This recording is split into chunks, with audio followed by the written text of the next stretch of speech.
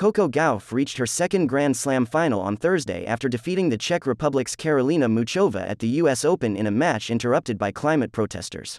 The 19-year-old Gauff, now the youngest women's finalist at the US Open since Serena Williams in 1999, triumphed 6-4, 7-5 against Muchova and will face Aryna Sabalenka in Saturday's showpiece. The Belarusian mounted a superb comeback against American Madison Keys in Friday's later game to win 0-6, 7-6, 7-1, 7-6, 10-5. Gauff, playing in front of a raucous home crowd, displayed composure and resilience against Muchova as she eventually wrapped up the contest on her sixth match point. Prior to that, she came through a 40-shot rally, the longest of the tournament so far, to set up the decisive match point, having failed to serve out for the win when she led 5-4 in the second set. "It was a tough match," Gauff told reporters. "I had leads, lost it, serving for it. It was a lot of emotional challenges in the match. But I think I did a good job of staying focused.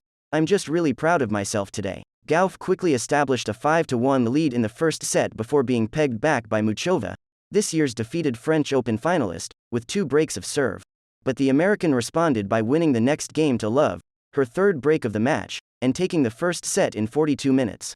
A lengthy delay then ensued at the start of the second set after climate protesters in the crowd disrupted play. Tournament organizers called it a fan-related incident inside Arthur Ashe Stadium and said that one attendee affixed himself to the floor, and due to the nature of this action, medical professionals, NYPD and security personnel were needed in order to resolve the issue and remove the fan from the stands. Both players left the court and the match eventually resumed following a 45-minute delay. Gauff seized the advantage after play resumed when she broke Muchova's serve at 4-3 but needed to ride out a dramatic ending to the match.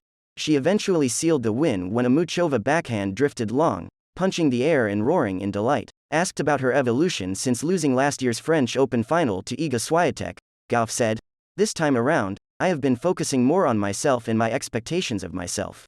Gauff's next opponent, Australian Open champion Sabalenka, produced a monumental comeback against Keys in her semifinal, recovering from a set and a break down to win in a deciding 10-point tiebreak. Keys hit 12 winners as she bageled the Belarusian in the first set and held a 5-3 lead in the second set.